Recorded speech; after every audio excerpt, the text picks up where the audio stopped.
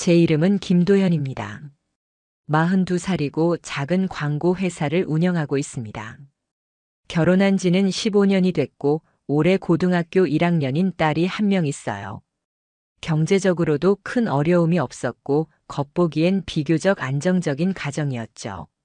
아내 이름은 윤지연입니다. 40살이고 중견기업 마케팅팀에서 근무하는 직장인이죠. 책임감이 강하고 부지런해서 회사 동료들 사이에서도 평판이 좋은 편이었어요. 저는 아내를 늘 믿었고 결혼 생활 동안 의심이란 걸 해본 적도 거의 없었습니다. 누군가가 우리를 보면 서로 믿고 의지하며 산다라고 생각했을 거예요. 저도 그렇게 생각하고 있었죠. 그 믿음이 처음 흔들린 건 아주 사소한 순간에서 시작됐습니다. 그날은 평일 오후 사무실에서 일을 마무리하던 중이었어요. 잠깐 짬을 내서 신용카드 포인트를 확인하려고 휴대전화 앱을 켰죠. 그런데 화면에 뜬 것은 제 카드 포인트가 아니라 아내 명의 포인트 내역이었어요. 우리는 부부 공동 포인트를 사용하고 있어서 가끔 서로의 결제 내역 일부가 보이곤 했습니다. 이번에도 처음에는 대수롭지 않게 넘기려고 했죠. 하지만 스크롤을 내리다 한 줄에서 눈이 멈췄어요. 그랜드 하버 호텔 라운지 적립 포인트 7,500점. 순간적으로 머릿속이 멍해졌어요. 호텔 이름이 낯설었고 적립된 포인트도 생각보다 많았어요. 금액으로 계산하면 10몇만 원 정도 결제를 해야 가능한 수준이었죠. 단순히 커피나 디저트를 먹어서 나올 수 있는 양이 아니었어요. 그날 저녁 저는 일부러 평온하게 물어봤습니다. 오늘 호텔에 간 적 있어? 포인트가 찍혀 있던데. 아내는 아무렇지 않은 표정으로 대답했어요. 아, 그거? 회사 워크숍이 있었어. 1층 라운지에서 커피 마셨는데 포인트가 생각보다 많이 찍혔네. 저는 그랬어? 하고 고개를 끄덕였지만 마음속에서는 계속 무언가 걸렸습니다. 커피 한 잔을 마시고 이렇게 많은 포인트가 쌓일 리 없다는 생각이 떠나지 않았어요. 회사 워크숍이라면 굳이 호텔 라운지를 이용할 필요가 있을까 하는 의문도 들었죠. 그날 이후 저는 습관처럼 아내의 포인트 내역을 들여다보기 시작했어요. 처음에는 그냥 궁금한 마음이었지만 며칠이 지나자 의심은 점점 확신에 가까워졌습니다. 기록을 거슬러 보니 낯선 호텔 이름이 계속 나왔어요. 리젠트 스위트 호텔, 마린베이 리조트, JW 타워 라운지. 모두 고급 호텔이었고 결제 시간은 대부분 오후 3시에서 5시 사이였습니다. 평일 오후 회사원이라면 근무 중일 시간이죠. 저는 내역을 엑셀로 정리했고 달력에 날짜를 표시해 봤어요. 결과는 명확했습니다. 결제일이 유독 수요일과 금요일에 몰려 있었고 그날들은 모두 아내가 평소보다 2~3시간 늦게 귀가했던 날과 정확히 겹쳤습니다. 그 무렵 아내의 행동도 달라졌어요. 예전에는 퇴근 후 집에 들어오면 가방을 내려놓고 거실에서 하루 동안 있었던 일을 이야기하곤 했어요. 그런데 요즘은 현관문을 닫자마자 휴대전화를 꺼내 들고 부엌이나 베란다로 가 전화를 받았죠. 통화를 마친 뒤에도 식탁 위에 전화기를 두지 않고 가방에 넣거나 방 안으로 가지고 들어갔습니다. 제가 누구랑 통화한 거야라고 물으면 아내는 대수롭지 않게 그냥 회사 일이야라고 짧게만 답했어요. 그 말투와 시선 회피는 예전과 달랐습니다. 저는 속으로 불안과 분노를 느꼈지만 감정을 드러내지 않았어요. 지금 감정을 표출하면 아내가 무언가를 지우거나 숨길 게 뻔했기 때문이죠. 그래서 오히려 철저하게 기록하기로 했습니다. 저는 몇 가지 원칙을 세웠습니다. 첫째, 포인트 적립 내역을 하루도 빠짐없이 캡처할 것. 둘째, 호텔 결제 날짜와 귀가 시간, 그리고 그날 아내의 옷차림을 기록할 것. 셋째, 결제 위치를 지도에 표시해 패턴을 분석할 것. 넷째, 각 호텔의 구조와 CCTV 위치, 주차장 출입 동선을 조사할 것. 시간이 지나면서 패턴은 점점 뚜렷해졌습니다. 수요일과 금요일 오후 3시에서 5시 사이 호텔 결제, 그리고 같은 날 저녁 8시나 9시 귀가. 두세 시간의 공백이 매번 반복됐어요. 그리고 한 달 전 결정적인 내역이 찍혔습니다. 하버뷰 스위트 적립 포인트 18,000점. 이 정도면 숙박이 포함된 결제 금액이었습니다. 라운지나 레스토랑 이용으로는 절대 찍히지 않는 포인트였죠. 그날 아내는 회사 회식이라며 늦게 들어올 거라고 했습니다. 저는 사무실에서 야근을 하고 있었지만 그 시간에 아내는 고급 호텔에서 많은 금액을 결제하고 있었던 겁니다. 그 순간 저는 결심했어요. 이제는 직접 확인할 때다. 변명조차 할 수 없는 증거를 잡아야 한다. 바로 변호사에게 전화를 걸었습니다. 변호사는 차분하게 말했어요. 포인트 내역은 중요한 증거가 됩니다. 결제 시간과 장소, 그리고 함께 있었던 사람의 신원을 확보하세요. 그 말을 들은 저는 남편이 아니라 조사관의 마음으로 변해 있었습니다. 아내의 출근과 퇴근, 그 사이의 이동 경로, 표정 하나까지 유심히 관찰하기 시작했죠. 그리고 다가오는 수요일, 모든 퍼즐 조각을 맞출 현장 확인의 날로 정하게 됐습니다. 드디어 계획했던 수요일이 다가왔어요. 패턴대로라면 오늘이 바로 그날일 가능성이 높았죠. 아침에 거실에서 아내를 보니 평소보다 유난히 치장을 한 모습이었어요. 회사 출근이라고 하기엔 조금 과한 화장과 세련된 원피스, 그리고 새로 산 듯한 코트를 걸쳤더군요. 저는 태연하게 물었어요. 오늘 회사에 무슨 행사 있어? 아내는 짧게 웃으며 대답했어요. 아니, 그냥 오늘 입고 싶은 옷이야. 그 말에 저는 겉으로는 웃었지만 속으로는 확신이 더 굳어졌어요. 아내가 집을 나서고 조금 후 저는 출근하는 척 집을 나섰습니다. 하지만 바로 회사로 가지 않고 하버뷰 스위트 호텔 근처로 향했어요. 이미 며칠 전 호텔 구조와 주차장 동선, 로비 위치를 전부 조사해둔 상태였죠. 저는 호텔 맞은편의 한 건물 카페 2층 창가 자리에 앉아 입구와 주차장을 동시에 볼 수 있는 위치를 잡았습니다. 오후 2시 50분쯤 익숙한 흰색 SUV가 호텔 주차장 입구로 들어왔어요. 제 심장이 스스로 빨라지는 게 느껴졌죠. 그 차는 아내가 타고 다니는 차량이었어요. 그런데 운전석에는 제가 모르는 남자가 앉아 있었습니다. 또렷하게 보이는 턱선과 검은색 코트 차림, 중년의 기품이 느껴지는 사람이었어요. 조수석에 앉은 아내는 웃으며 무언가를 말하고 있었고 그 표정은 편안함을 넘어 친밀함이 묻어났어요. 저는 빠르게 카메라 셔터를 눌렀어요.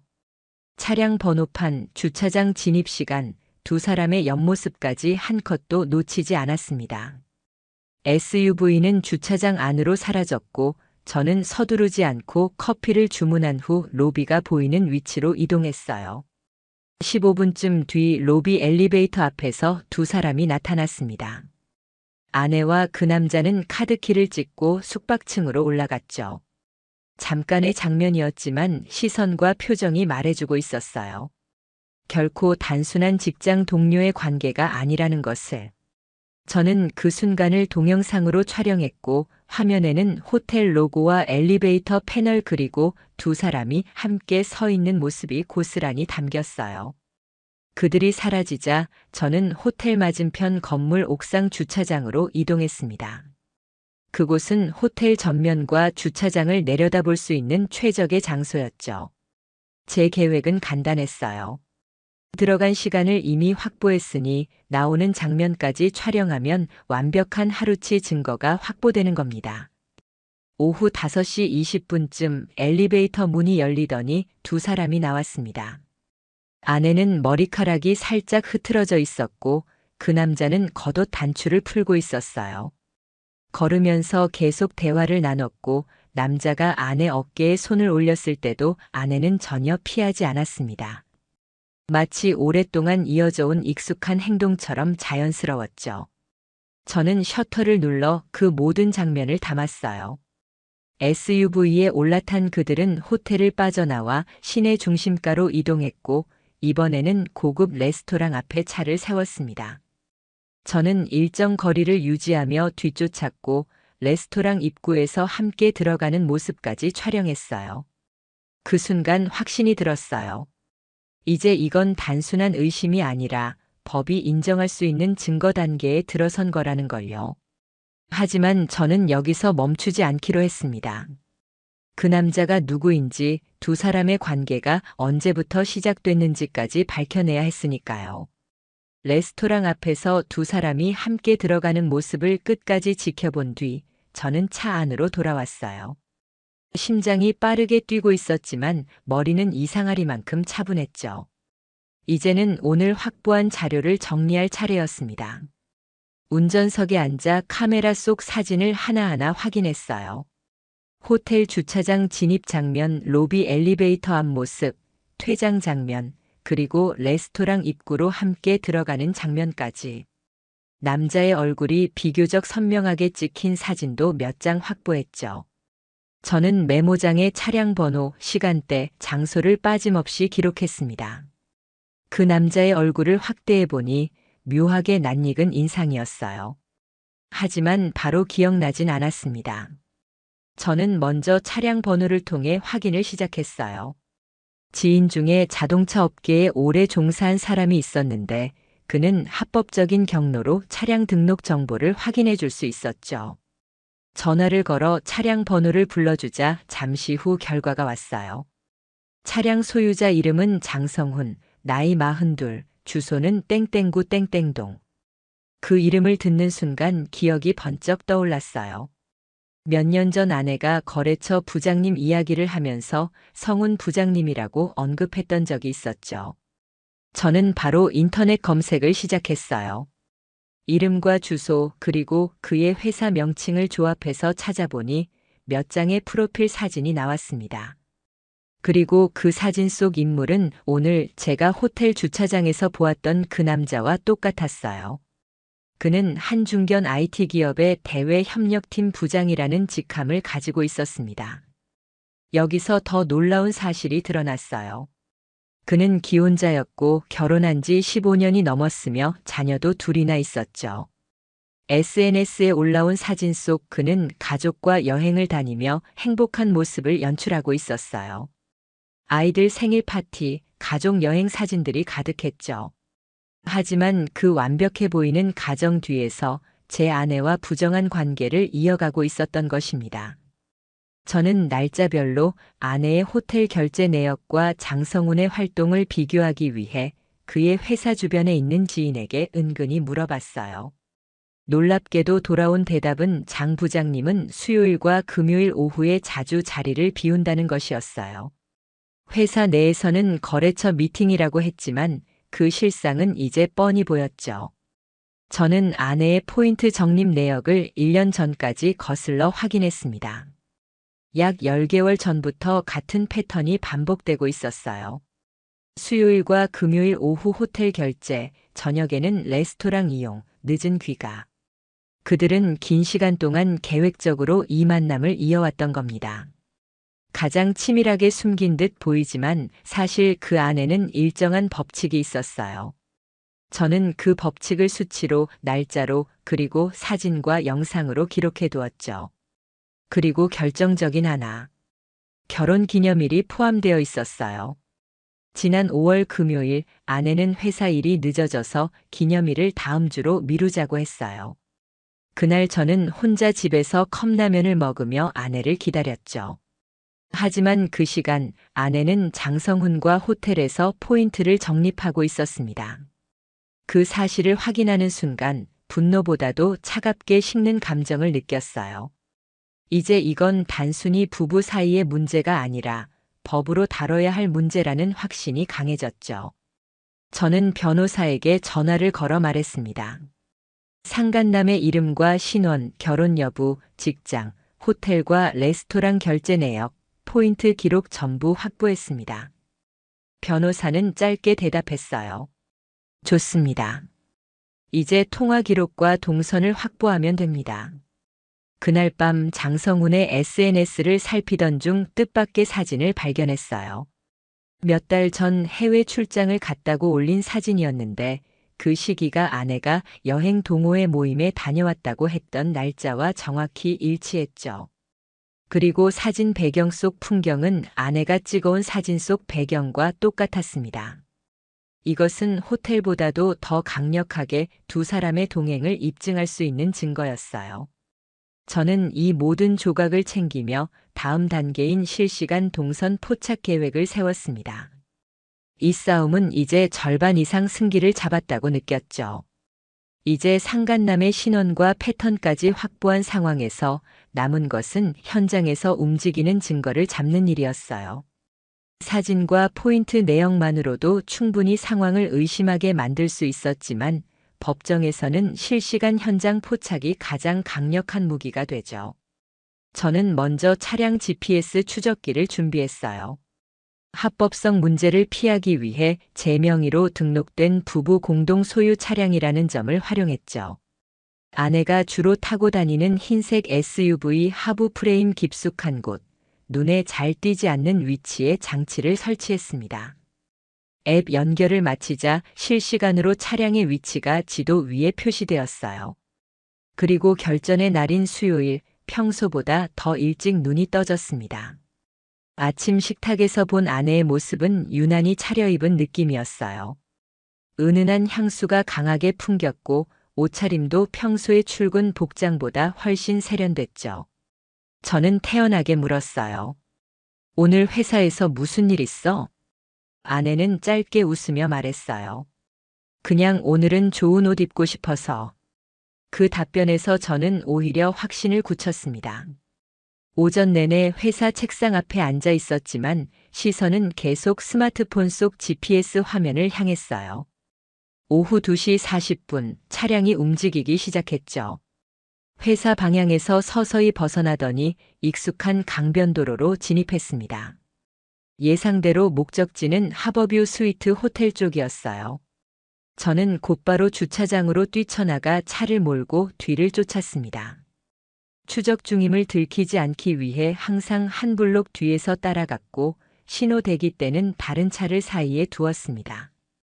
호텔 주차장 입구로 들어가는 SUV를 직접 확인하자 저는 예정대로 맞은편 건물 옥상 주차장으로 이동했어요. 이곳은 사전에 답사해 둔 곳이라 시야 확보가 완벽했습니다. 오후 3시 5분 운전석에서 장성훈이 내렸습니다. 아내는 조수석에서 내리더니 차에 두었던 코트를 챙겨 입었죠. 두 사람은 나란히 호텔 입구로 걸어갔습니다. 저는 망원 렌즈로 그 모습을 또렷하게 촬영했습니다. 호텔 로고가 배경에 담기도록 각도를 맞췄어요. 그들은 로비에서 곧장 엘리베이터로 향했고 숙박층 카드키를 찍고 사라졌습니다. 저는 시간이 기록된 사진과 영상을 저장하며 기다림에 들어갔습니다. 약 2시간 뒤인 오후 5시 25분 엘리베이터에서 두 사람이 내려왔습니다.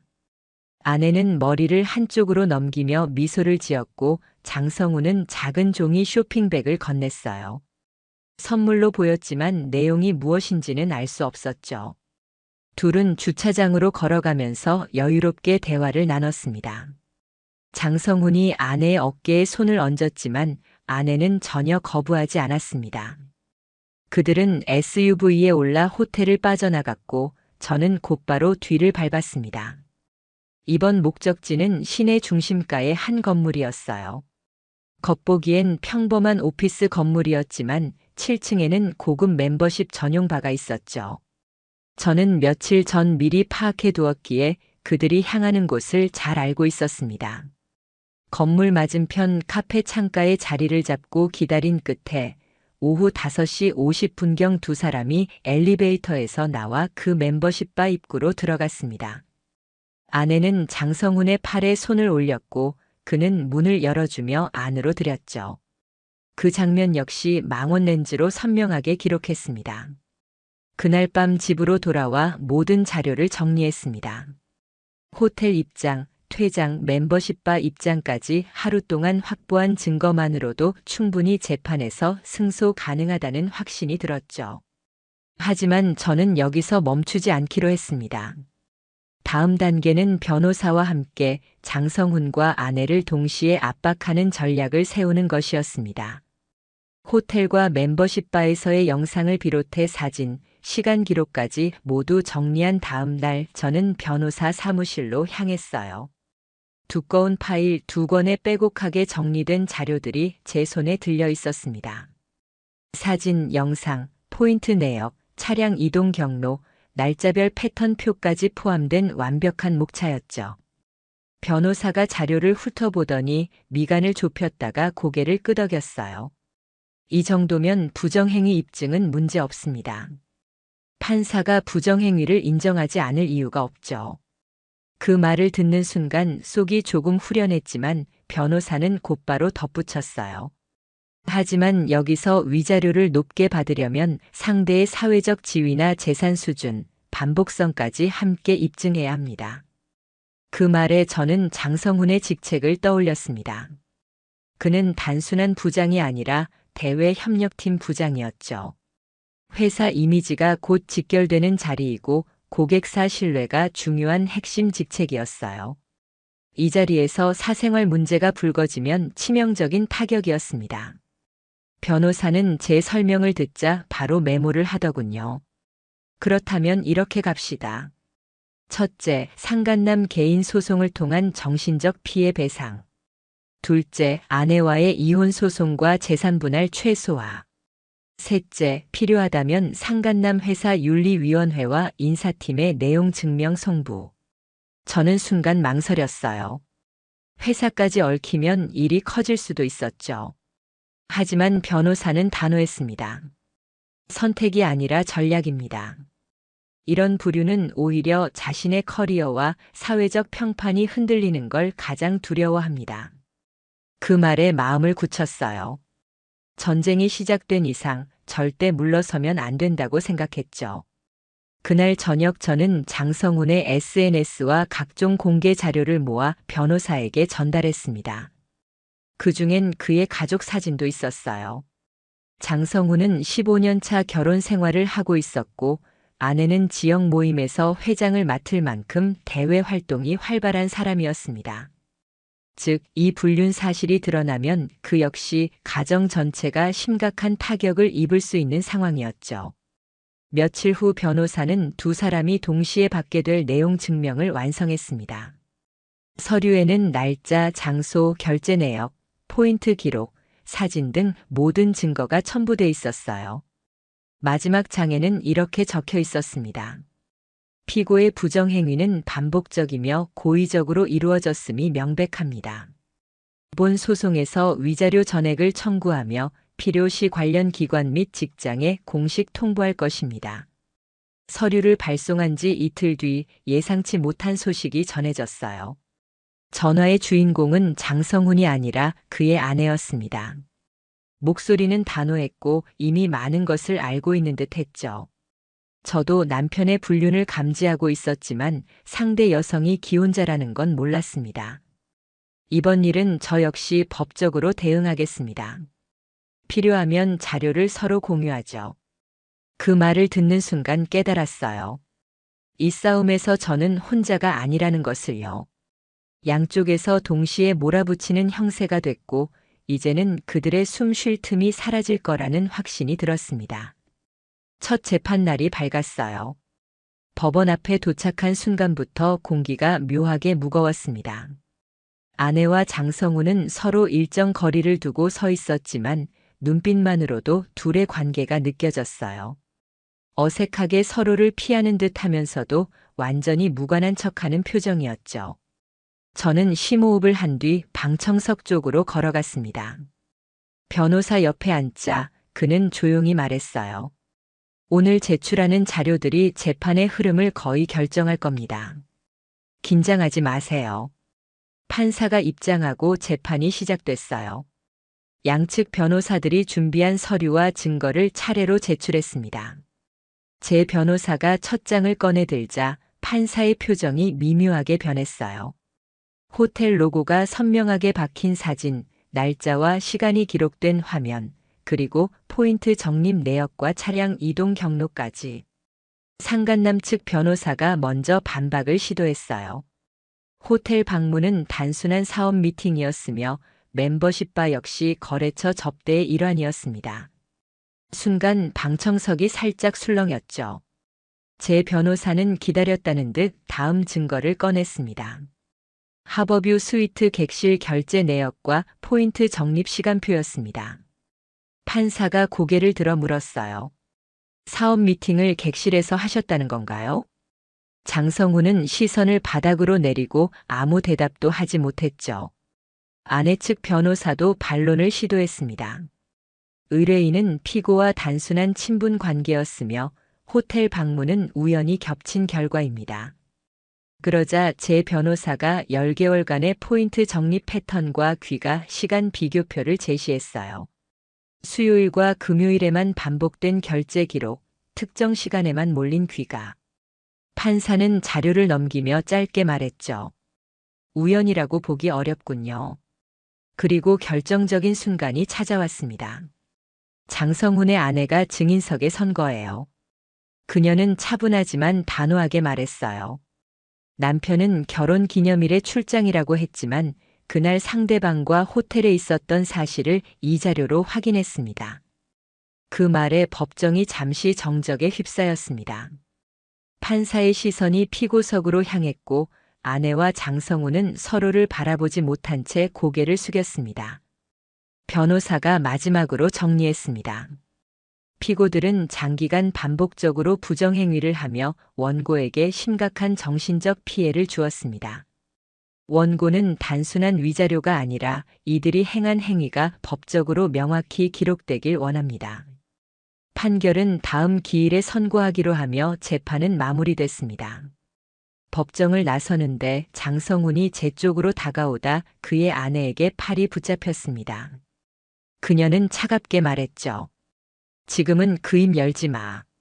법정에서 끝내자. 그날 이후 저는 그들을 직접 보지 않았습니다. 대신 변호사로부터 들은 소식이 있었죠. 장성훈은 회사윤리위원회에 회부됐고 아내 역시 직장에서 곤란한 상황에 처해 있었습니다.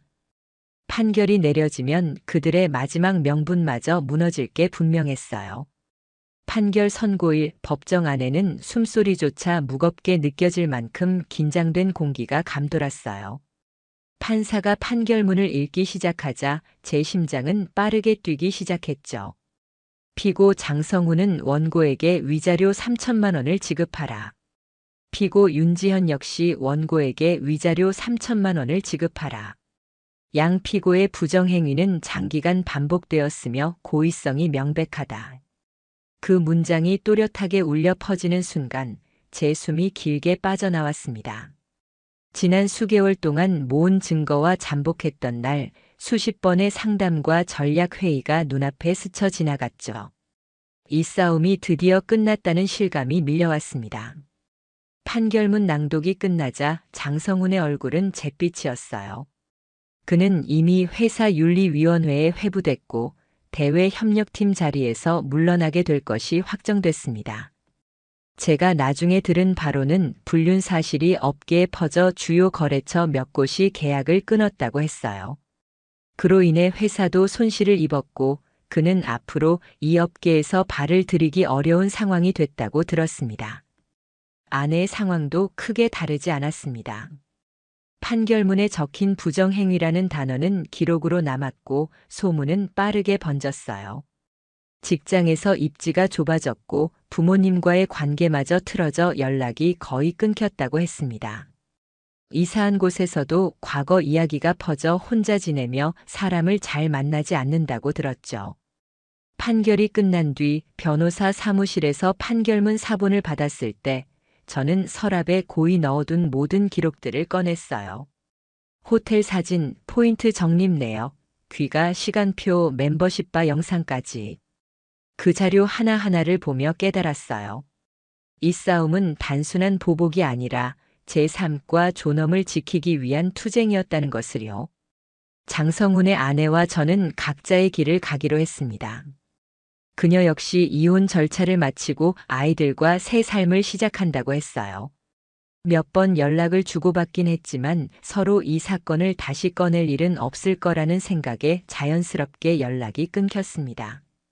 우리 둘 모두에게 이 일은 다시는 돌아보고 싶지 않은 과거였으니까요. 그날 밤 오랜만에 집 안부를 모두 끄고 소파에 앉아 있었습니다. 길고 고된 싸움이 끝난 자리에 남은 건 낯선 고요함이었어요. 하지만 마음 한편이 확실히 가벼워진 것도 느껴졌습니다. 판결문은 서랍 깊숙이 넣어두었고 다시 꺼내볼 생각은 없습니다. 이번 일을 통해 저는 한 가지를 확실히 배웠습니다. 아무리 치밀하게 숨겨진 거짓말이라도 충분한 기록과 증거 앞에서는 결국 무너진다는 것. 그리고 나를 속인 사람은 결국 스스로 가장 소중히 여겼던 것을 무너뜨린다는 것. 저는 다시 제 일상으로 돌아갑니다. 단단해진 마음으로 다시는 어떤 거짓에도 흔들리지 않겠다는 다짐과 함께요.